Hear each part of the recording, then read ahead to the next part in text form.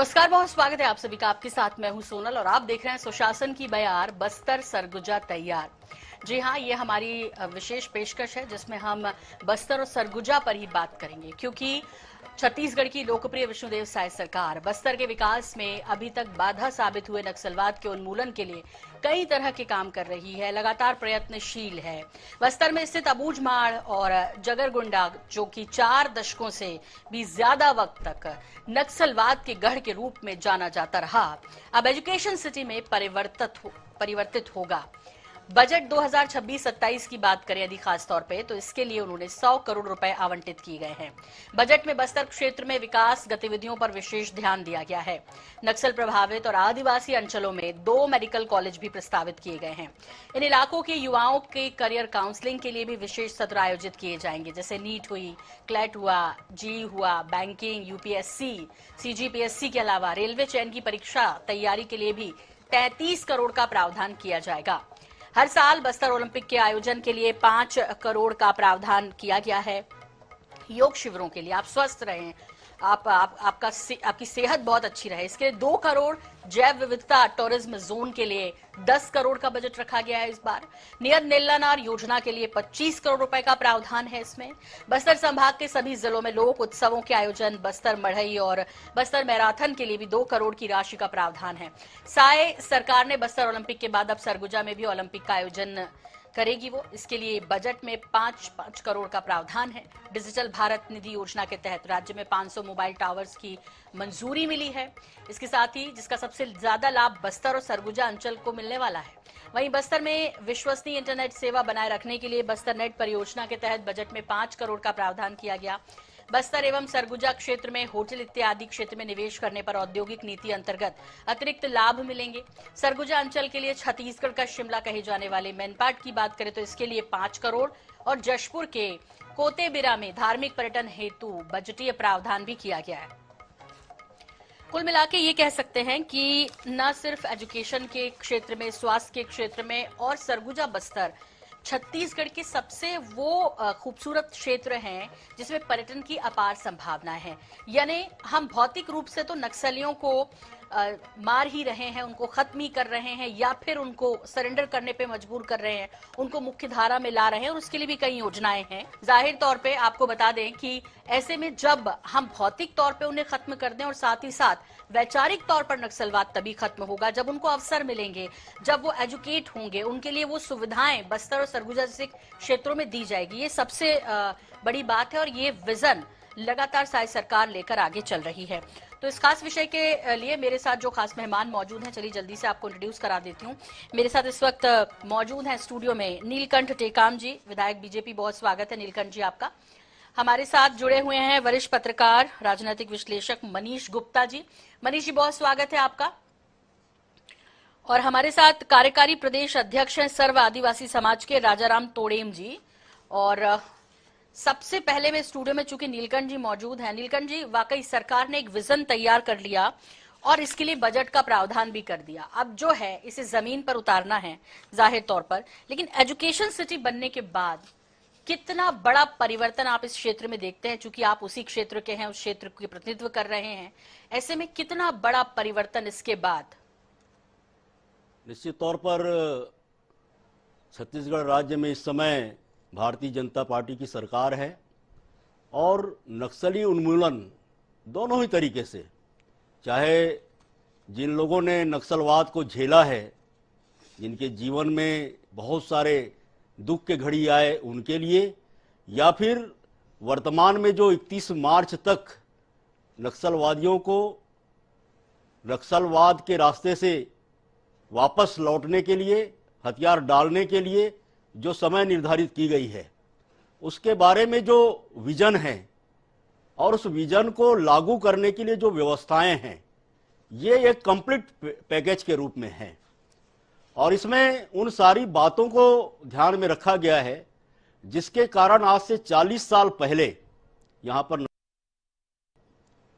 और हम उन पुरानी बातों को मैं दोहराना नहीं चाहूंगा, अधोसंरचना को लेकर के, जिसमें सड़कों का मामला है, स्कूल का मामला है, स्वास्थ्य के क्षेत्र में अनेक अधोसंरचनाओं का मामला है, बिजली का मामला है, पानी का मामला है। ये वहां की जो बुनियादी जरूरत थी, जिसको लगातार अविभाजित मध्य प्रदेश के समय से नजरअंदाज किया गया था और उस पर कोई खास ध्यान नहीं दी गई थी, उन सारी चीजों को इस बार हमारे बजट के माध्यम से एक अलग से व्यवस्था इसमें दी गई है और तमाम इन जरूरतों की पूर्ति एक निर्धारित समय में कैसे हो पाएगा उसके बारे में बहुत ही विस्तार से इसका अध्ययन करके, इसके सारे एस्पेक्ट को ध्यान में रखते हुए कि इसमें क्या क्या हर्डल्स आ सकते हैं और इसमें किस किस प्रकार के सुझाव लोगों से लिए जा सकते हैं और जो लोग नक्सलवाद से प्रभावित थे और जो लोग नक्सलवाद छोड़ करके मुख्य धारा में आए हुए हैं, उनकी जरूरतें क्या है। मैं आपको बताना चाहूंगा आपके चैनल के माध्यम से, हमारे साथ सारे लोग जो जुड़े हुए हैं बड़े ही सकारात्मक सोच के लोग हैं और हम सब लोग जानते हैं कि बस्तर के लिए रोजगार एक अहम विषय रहा है शुरू से ही। बस्तर का जो कल्चर है, बस्तर की जो जीवन शैली है, बस्तर का जो खान पान है, वहाँ का जो मेला मड़ई है, वहाँ के तीज त्योहार है और वहाँ का वनोपज है, वहाँ का जल है, जंगल है और जमीन है, जीव जंतु है, इन सारी चीजों से मिल करके बस्तर बनता है और इसमें शिक्षा का बहुत बड़ा योगदान है। और इसी वजह से जब हमारी शिक्षा व्यवस्था ठीक से नहीं चल पा रही थी, तब नक्सलवादियों ने आकर के वहां पर लोगों को माओवाद पढ़ाना चालू कर दिया और उसकी वजह से एक लंबा समय हमने बिताया है। और मैं ऐसा मानता हूं कि इतनी संवेदनशीलता से बनाया हुआ बजट और उसके जो प्रावधान है, आने वाले दिनों में उसका रिजल्ट देखने को मिलेगा। ठीक है। राजाराम तोड़ेम जी, आप मेरी आवाज सुन पा रहे हैं? जी जी। मैं आपसे समझना चाहती हूँ कि अभी तक हम बस्तर की धरती को संघर्ष की धरती के रूप में जानते थे, लेकिन अब उसे संभावनाओं की धरती कहा जाएगा, क्योंकि जिस तरह से बजट में प्रावधान है और जो तस्वीर इमेजिन कर रहे हैं, छत्तीसगढ़ सरकार ने जो इमेजिन किया और उसके लिए प्रावधान किया, तो किस तरह ये पूरा बदल जाएगा। और आप तो चूंकि उन्हीं लोगों के बीच में रहते हैं, तो किस तरह वहां की जरूरतों को ये पूरा करते हुए एक नए बस्तर को दुनिया के पटल पर लेकर आएंगे इस पूरी योजना के जरिए? तो निश्चित रूप से अभी जो वर्तमान में जो स्कूलें खोलने की जो बात चल रही है, उससे निश्चित रूप से बस्तर में साक्षरता का प्रतिशत बढ़ने की पूरी संभावना है। सरकार ने इस बात को ध्यान में रखते हुए एजुकेशन जो सिटी बनाने का जो निर्णय लिया है वो स्वागत योग्य है, किंतु जमीनी स्तर पर किस तरीके से उसका वो क्रियान्वयन होगा, ये अभी ये आगे समझ में आएगा बात। लेकिन अभी जो शुरुआत तो बहुत अच्छा है, क्योंकि मध्य प्रदेश रहते समय में तो शिक्षा का स्तर बहुत खराब रहा है, किंतु छत्तीसगढ़ राज्य बनने के बाद निश्चित रूप से हमारा जो बस्तर संभाग का वो जो शिक्षा का प्रतिशत है अभी 54% के आसपास है। तो आने वाले समय में और निश्चित रूप से जो है ना इसका विस्तार होगा और यहाँ के बच्चे भी जो है आगे अच्छे से पढ़ लिख कर बड़े अच्छे आगे बढ़ेंगे, ऐसा पूरा विश्वास मुझे है, क्योंकि भारतीय जनता पार्टी की सरकार है और शुरू से ही शिक्षा पर ध्यान देने का काम ये कर रही है जी। तो इसलिए मुझे तो पूरा विश्वास है कि आने वाले समय में और अच्छे से अच्छा शिक्षा का स्तर और यहाँ पर प्रतिशत बढ़ेगा, ऐसा मेरा मानना है।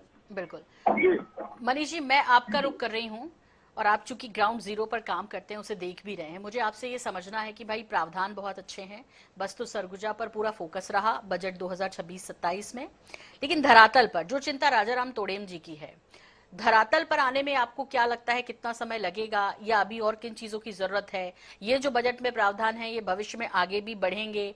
जो जमीनी हकीकत है उसको हम चाहेंगे कि आप उस पर थोड़ी सी दृष्टि डालें। निश्चित रूप से सोनल जी, आज का जो समय है और जिस प्रकार से देखिए, इसको मुझे लगता है कि दो भागों में देखना चाहिए, बजट को और बस्तर के विकास को। आने वाले समय में जिस प्रकार से 2024 में केंद्रीय गृह मंत्री ने जो बस्तर में शांति का जो एक खाका, जो डेडलाइन उन्होंने सेट की कि मार्च 2026 तक हम बस्तर को नक्सल मुक्त कर देंगे, यह नक्सल हिंसा से मुक्त कर देंगे, और जिस प्रकार के हालात हैं, निश्चित रूप से आने वाले समय में जो है बस्तर नक्सल मुक्त होगा और इसका दूसरा पार्ट जो है, जब बस्तर में जब भी विकास की बात होती थी, तब तब जो है नक्सलियों का रोड़ा जो है वो हमेशा, चाहे उसको बहाना बता दीजिए या चाहे कोई दूसरे कारण बता दें, कहीं ना कहीं नक्सलवाद के नाम पर बस्तर को छला गया है, बस्तर को विकास के मार्ग से जो है अब तक रोका गया है। आजादी के 8 दशक बाद भी स्थिति है कि बस्तर के अंदरूनी इलाकों में सड़कें नहीं है, पुल पुलिया नहीं है, शिक्षा नहीं है, रोजगार के संसाधन नहीं है, स्वास्थ्य सुविधाएं नहीं है। तो मुझे लगता है किसी भी देश के लिए, किसी भी क्षेत्र के लिए जो है ये शर्मनाक है। और मैं तो ये मानता हूं कि अगर देश के विकास के पैमाने की अगर आप बात करेंगे तो बस्तर को केंद्र रूप में रखते हुए देश के विकास का खाका खींचना चाहिए। अगर बस्तर में विकास हुआ तो आप ये मान करके चलिए कि हमारा देश जो है वो विकसित देशों की सूची में शुमार हो सकता है। दूसरी बात मैं ये कहना चाहूंगा कि जिस तरीके से नक्सलवाद के खात्मे के बाद अभी पिछले समय जो बस्तर ओलंपिक हुआ था, उस समय केंद्रीय गृह मंत्री जगदलपुर आए थे और उन्होंने बस्तर के विकास के लिए विजन 2030 तक बस्तर को पूरे देश के विकसित जिलों में शुमार करने की बात उन्होंने कही थी। निश्चित रूप से उनका जो कमिटमेंट है, उस कमिटमेंट की प्रति छाया जो है वो कहीं ना कहीं बजट में दिख रही है। अब आप जगरगुंडा की बात करेंगे या अबूझमाड़ की बात करें, आज एजुकेशन सिटी की बात कर रहे हैं। मैं एक बात और आपको ध्यान दिलाना चाहूंगा। अबूझमाड़ वो इलाका है जहां आज तक सर्वे नहीं हुआ। नारायणपुर जिले में लगभग 100 से अधिक शालाएं ऐसी हैं जो झोपड़ियों में संचालित हो रही हैं। नक्सलियों के कारण वहां तक शिक्षा नहीं पहुंच पाई। और अगर आज बस्तर नक्सल मुक्त होता है तो मुझे नहीं लगता कि आप कोई बहाने बना पाएंगे आप कि उस इलाके में भवन न बना पाए, उस इलाके में आप शिक्षकों की नियुक्ति न कर पाए और उस इलाके में जो है शिक्षा का प्रचार प्रसार न हो पाए। वैसे भी अगर हम देखें तो निश्चित रूप से जो शिक्षा जो है वो विकास का पैमाना माना जाता है। बस्तर में नक्सलवाद अगर यहाँ पर आज की स्थिति में रहा है तो उसमें बहुत बड़ा जो दोष जो है, हम शिक्षा वहां तक नहीं पहुंचा पाए, जिसकी वजह से लोग जागरूक नहीं हो पाए और अपने अधिकारों को समझ नहीं पाए। नक्सलियों ने जो दीवा स्वप्न दिखाया, उस दीवा स्वप्न में हमारे जो आदिवासी भाई हैं या हमारे जो ग्रामीण बंधु हैं वो कहीं ना कहीं नक्सलियों के भ्रम जाल का शिकार बन करके कहीं ना कहीं जो लोकतंत्र से परे एक दूसरी दिशा पकड़ ली, जिसकी वजह से बस्तर में इतना ज्यादा नुकसान हुआ है। हाँ। और आने वाला जो बजट है मुझे लगता है विकास का मार्ग प्रशस्त करेगा और आने वाले समय में हम एक विकसित बस्तर की कल्पना को साकार होते देख सकेंगे। बिल्कुल नीलकंठ जी, जो बात अभी तोड़ेम जी की जो चिंता थी या जो मनीष गुप्ता जी ने कही कि भाई एक तो शिक्षा का स्तर सुधारना सबसे पहले, दूसरा ये कि बुनियादी ढांचा वहां पर हो, यानी आपको इंटरनेट भी हो, प्रशासनिक स्तर पे भी चुस्त दुरुस्त आपको नजर आए, फैकल्टीज की जो है जरूरत पूरी वहां पर हो पाए। कुल मिला के बहुत बारीक और बहुत जमीन पर जाकर काम करने की जरूरत है। इसका रोड मैप क्या होगा नीलकंठ जी? क्योंकि प्रावधान अपनी जगह, लेकिन एक जो मॉनिटरिंग जो सिस्टम होता है वो मैकेनिज्म वहां पर बनाने की बहुत बड़ी जरूरत होती है, तब जबकि सब कुछ अब नए सिरे से शुरू होगा। बिल्कुल, ये अब बहुत सही बात कही आपने कि जब तक कि हम एक टाइमलाइन फिक्स नहीं करेंगे कि कितने दिनों में हम पूरी तरीके से कनेक्टिविटी कंप्लीट कर लें, कितने दिनों में हम पानी पीने की व्यवस्था कंप्लीट कर लें, कितने दिनों में हम एजुकेशन के सारे स्ट्रक्चर्स को बना लें, कितने दिनों में मेन पावर डिप्लॉयमेंट हम कंप्लीट कर लेंगे, इन सारी चीज़ों को मॉनिटरिंग करने के लिए संभाग स्तर पर बस्तर के जो संभाग आयुक्त हैं, वहाँ के जो आईजी हैं, उनके नेतृत्व में समिति बनी हुई है, जिलों में समिति बनी हुई है। और इस समय आप देख रहे हैं कि समस्त जिलों में जो वहाँ के कलेक्टर हैं, वहाँ के एसपी हैं और वहाँ के जो ग्राउंड लेवल पर काम करने वाले हमारे सरकारी अधिकारी और कर्मचारी हैं, वो बड़े ही संवेदनशील किस्म के हैं और सारे जो है वो अनुभवी हैं और उनमें एक काम करने की जज्बा है। जैसे नक्सलवाद से निपटने के लिए जब हथियार उठाने की बारी आई थी, उस समय भी ऐसे जज्बात से भरे जो हमारे अधिकारी थे, जिन लोगों ने इसको अपना एक संकल्प माना था, और उनके मदद से ही, उनके दृढ़ इच्छा शक्ति के कारण ही आज जो है नक्सली अपना पैर जो है पीछे खींचने के लिए मजबूर हुए हैं। ऐसे ही ये सकारात्मक चीज है। अब जैसे कि अभी मनीष जी बता रहे थे कि अब तो कोई बहाना चलेगा नहीं, तो हर जिम्मेदार अधिकारियों का, समाज सेवकों का, इवन राजनीतिक क्षेत्र में जुड़े हुए लोगों का भी, और वहां पर तो इस समय मीडिया का भी बहुत बड़ा वहां पर संख्या में, काफी संख्या में लोग जुड़े हुए हैं। सोशल मीडिया का जमाना है।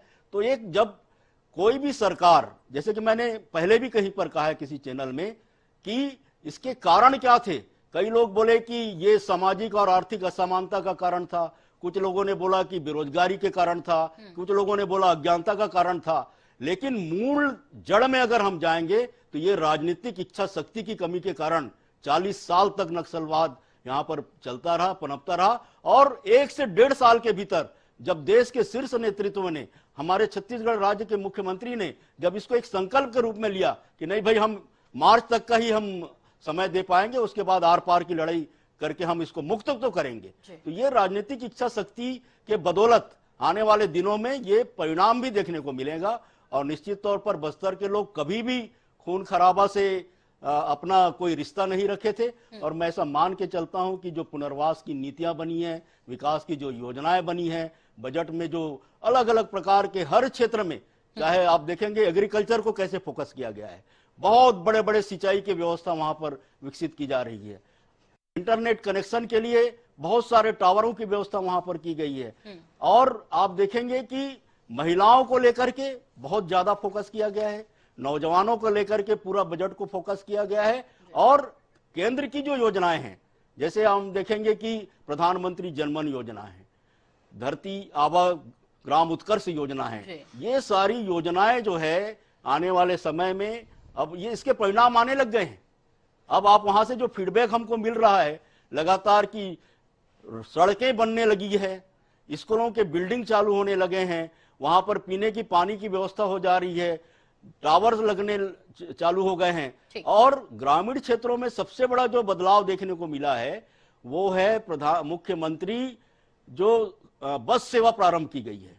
अनेकों क्षेत्र जैसे जहां पर लोग जो है अपने मुख्यालय तक, विकासखंड मुख्यालय में, जिला मुख्यालय में आने के लिए उनके पास साधन नहीं हुआ करता था, अब उन जगहों पर बसों की सुविधा चालू हो गई है। हाँ। तो निश्चित तौर पर ये हमको दिखने लगा है और हम महसूस करने लगे हैं कि ये जो बदलाव है बहुत कम समय में हम एक विकसित संभाग की ओर। चलिए, तो प्रावधान के साथ 5 साल में ये टारगेट रहेगा कि जल्द से जल्द इसको जमीन पर उतारा जाए।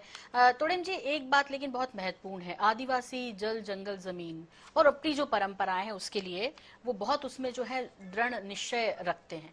ऐसे में जब एजुकेशन सिटी की बात होती है, मेडिकल कॉलेज की बात होती है, नए अवसर और नए अवसरों को लेने के लिए, उनका उपयोग करने के लिए मानसिक रूप से भी तैयार होना है। तो क्या ये जागरूकता, तोड़ेम जी, आप आदिवासी समाज जो है अब इस ओर जागरूक है, वो नए तरह से नए एक्सपेरिमेंट करने के लिए और मुख्य धारा से जुड़ने के लिए ये सब करने को मानसिक रूप से भी तैयार हैं, या अभी कुछ और समय है और उसके लिए आपकी तरफ से क्या प्रयास, और सरकार को कोई सुझाव हो तो वो भी आपसे चाहिए। यहाँ का जो आदिवासी जो जनजीवन है वनों पर आधारित है। एक तो बहुत हद तक जो है ना उनको रोजगार वनों से ही बहुत मिलता है, और शिक्षा के प्रति जागरूक बस्तर संभाग के लोग हैं, और शिक्षा की व्यवस्था ठीक ढंग से हो, यहाँ से कई प्रतिभाएं जो है निकल कर जो है आगे पहुंचने में सफल भी हो जाएंगी। और शिक्षा का प्रसार इतने दिनों तक का तो एक भय का वातावरण था, जिसके कारण से जो है ना स्कूल बच्चे जा नहीं पाते थे, किंतु अब शिक्षा का ये वातावरण अभी तो काफी हद तक बदल चुका है। तो आशा है, मुझे पूरा विश्वास है कि आने वाले समय में शिक्षा के क्षेत्र में हमारा जो बस्तर है अग्रणी भूमिका पढ़ने के क्षेत्र में, बच्चों में जो परसेंटेज पास होने का जो होगा वो सर्वाधिक होगा, ऐसा मेरा विश्वास है। कारण क्या है कि अभी बहुत जगह में जो बहुत सारी चीजें करने की आवश्यकता है। ग्रामीण क्षेत्रों में कहीं पहुंचविहीन है, बिजली नहीं है, कहीं पीने का पानी की व्यवस्था ठीक से नहीं है पहुंचविहीन क्षेत्रों में, तो वहां पर ये बुनियादी जो चीजें हैं उनको भी पूरा धीरे से करना पड़ेगा। खास करके सिंचाई के क्षेत्र में अपने को बहुत भारी मात्रा में काम करने की आवश्यकता है, जिससे यहाँ के लोग खेती किसानी से जुड़कर जो है अपना जीवन यापन कर सके। तो इस प्रकार के जो बुनियादी जो काम है, जो वास्तव में गांव वालों की जरूरत है, और 5वां अनुसूचित क्षेत्र के जो नियम कानून है उसको ध्यान में रख के यदि हम करना शुरू करेंगे तो निश्चित रूप से बस्तर का वो विकास सही मायने में संभव होगा। जब गांव के लोग ये निर्णय करने लगे कि हमारे गांव में ये पेयजल की समस्या है, हमारा स्कूल की वो स्थिति के बारे में, सिंचाई के बारे में, मुझे लगता है कि बस्तर की तस्वीर बदलनी है तो सभी लोगों को, जनप्रतिनिधि हो, जो समाज के लिए काम कर रहे हो, स्वयं वहां रहने वाले लोग, सभी को आगे आने की जरूरत है। तब तो सरकार जो चाहती है वो हर आखिरी व्यक्ति तक पहुंच जाएगा। मनीष जी, देखिए, जल जंगल जमीन को बचाने की बात कहते हैं आदिवासी, लेकिन अब जब विकास होगा, जब नई चीजें होंगी, तो जहां विकास होता है वहां कई चीजों से कॉम्प्रोमाइज करना पड़ता है। क्या आपको लगता है कि उस बैलेंस के साथ, मतलब कॉम्प्रोमाइज भी उतना ना हो, जो आदिवासी चाहते हैं वैसा हो, और सरकार जो चाहती है मुख्य धारा से जुड़ जाए, बस्तर सीधे रायपुर से जुड़ जाए, न सिर्फ रायपुर से पूरी दुनिया से जुड़ जाए, उसके लिए आपको क्या लगता है कि क्या क्या चीजें प्राथमिक तौर पर ठीक करने की जरूरत है? निश्चित रूप से देखिए, हर चीज का विकल्प मौजूद है। आज अगर 5वीं अनुसूची में बहुत सारे प्रतिबंध हैं तो उनकी क्षतिपूर्ति के लिए भी बहुत सारे उपाय हैं। आवश्यकता सिर्फ ईमानदारी से काम करने की है। अभी टेकाम जी जैसे कह रहे थे, वो चूंकि प्रशासनिक अधिकारी रह चुके हैं, बस्तर में, दंतेवाड़ा में भी रह चुके हैं, जगदलपुर में भी रह चुके हैं, कोंडागांव में भी रह चुके हैं। उन्होंने पूरे इलाके को देखा है, उन्होंने योजनाओं को प्रॉपर एग्जीक्यूट करवाया है। आज भी अगर कोंडागांव इलाके की अगर हम बात करें तो आपके द्वारा करवाए हुए कई काम जो खुद उस समाज से आते हैं, आदिवासी समाज से आते हैं, लेकिन आज आपकी सोच जो है वो कहीं ना कहीं विकासोन्मुख है। तो उसका एक विकल्प जो है हमारे वहां पर है, तो उसको लेकर के उन्होंने काम करवाया। और दूसरी बात यह है कि निश्चित रूप से जैसे तोड़ेम जी ने कहा कि लोगों की सहभागिता, लोगों की जब तक सहभागिता नहीं होगी तब तक वो विकास बेमानी माना जाएगा। अब ये नहीं है कि आपको बस्तर के दंतेवाड़ा में आपको कोई डेवलपमेंट करना है, आप रायपुर में बैठ करके नक्शे में जीपीएस के हिसाब से आप कोई प्लानिंग बना दी है और पैसे को एग्जीक्यूट कर दिया। उस उपयोगिता आपको साबित करनी होगी कि भाई वो वाकई उस इलाके के लोगों की है या नहीं है। इन चीजों को अगर आप ईमानदारी पूर्वक जो है योजनाओं का क्रियान्वयन करेंगे तो निश्चित रूप से बस्तर विकास का जो सपना है वो हम मूर्त रूप होते हुए देख सके। बिल्कुल। टेकाम जी, आखिरी सवाल आपसे ये कि भाई जैसे बताया कि आपको अनुभव भी है उस क्षेत्र का, जमीन पर जब उतरेंगे तो कई सारी चीजें होंगी जो सामने होंगी। निजी निवेश को आकर्षित करने या फिर उसके लिए प्रोत्साहन राशि, ऐसी कोई भी व्यवस्था के बारे में सोच रहे हैं? क्योंकि विकास जब होगा तो चहुं और होगा, और जितने विकल्प होंगे उतने युवाओं में भी इंटरेस्ट जुड़ेगा, चाहे वो एजुकेशन सिटी हो, चाहे फिर उच्च स्तर की प्रशिक्षण वहां देने की बात हो, या उस तरह की फैकल्टीज तैयार करने की बात हो, ताकि स्थानीय लोगों को रोजगार मिल सके। टेकाम जी, बस्तर की जो तासीर रही है वो सामाजिक समरसता की रही है। 1000 साल पुराना इतिहास भी अगर आप खोल के देखेंगे तो वहाँ पर सभी समाज के लोगों के बीच एक अंतर संबंध और लोगों से स्थानीय स्तर पर बातचीत करके उनकी भावनाओं को समझते हुए आने वाले दिनों में भी जो भी विकास के कार्यक्रम हैं, अगर वो तैयार किए जाते हैं तो निश्चित तौर पर वो सफल होगा, इसमें कोई संदेह नहीं है। और इस समय सबसे बड़ी जो जरूरत है वो है रोजगार को लेकर के, और हमेशा से बस्तर के लोग ठगे जाते रहे। हमारे जो बैराडीला का हमारा लोहे का खदान है जी, एनएमडीसी जो है, बस्तर के लोग काफी लंबे समय से इस बात के लिए प्रयासरत हैं कि एनएमडीसी का जो मुख्यालय है वो बस्तर में होना चाहिए, क्योंकि अगर बस्तर में इसका मुख्यालय होता है तो वहां के लोगों को, वहां के युवाओं को एनएमडीसी की जितने भी विज्ञप्तियां हैं, उनकी जरूरतें हैं, उनके जो रोजगार हैं, उनके जो अवसर हैं, उनके बारे में सीधा सीधा उनको जानकारी मिल सकती है। इसी प्रकार से मैं आपको एक अनुभव भी बताना चाहता हूं कि हमने वहां पर टाटा स्टील को स्थापित करने के लिए बहुत प्रयास किया था, और वो अपने आप में इतना बड़ा सकारात्मक विकास के रास्ते में ले जाने वाला प्रोजेक्ट था, लेकिन उस समय कहीं ना कहीं थोड़ी सी अंडरस्टैंडिंग को लेकर के कमी रह गई। अदरवाइज आज जैसे नगरनार में काफी संख्या में लोगों को रोजगार मिला है।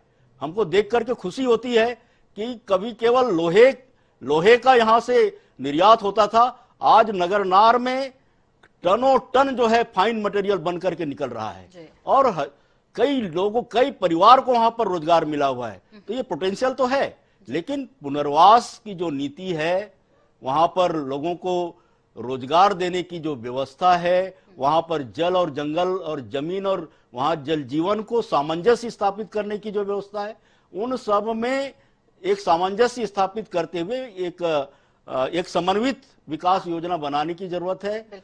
पर्यटन को लेकर के, वनों आपका माइनर फॉरेस्ट प्रोड्यूस को लेकर के, वहां पर कैसे हम उसका प्रोडक्शन को, उसके गोडाउनिंग को, उसके प्रोसेसिंग को और उसके मार्केटिंग को हम कैसे ट्रैप कर सकते हैं, हम वनौषधि के बारे में कैसे वहां पर लोगों को एंगेज कर सकते हैं।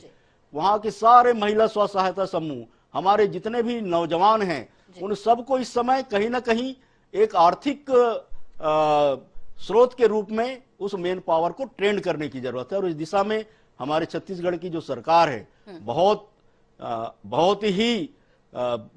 बहुत अच्छे प्लानिंग के साथ आगे बढ़ रही है। और मैं ऐसा मानता हूं कि इस तरह से इस चैनल के माध्यम से आज जो हम लोग यहाँ पर लोगों के बीच में जो बातें पहुंचाने का जो प्रयास कर रहे हैं कि लोग अपने सकारात्मक सोच के साथ आगे बढ़ें।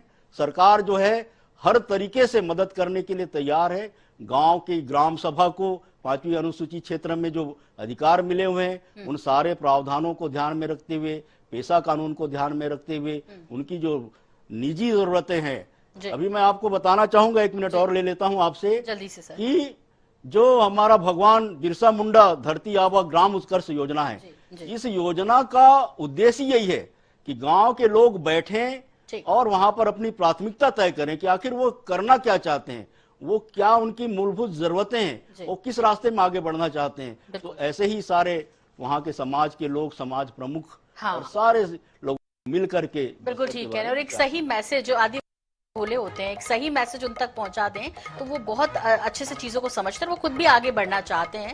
और ये उद्देश्य सरकार का अच्छा है, लेकिन प्रशिक्षण केंद्र, स्थायी एकेडमी, यदि हम बस्तर ओलंपिक की बात करें, ये तमाम वो विषय, उसके लिए बुनियादी ढांचा किसी भी चीज के लिए, चाहे एजुकेशन हो, हेल्थ सेक्टर हो या पर्यटन हो, वो डेवलप करना बहुत जरूरी है। मुझे लगता है कि उसके लिए हम सबको मिलकर काम करना होगा।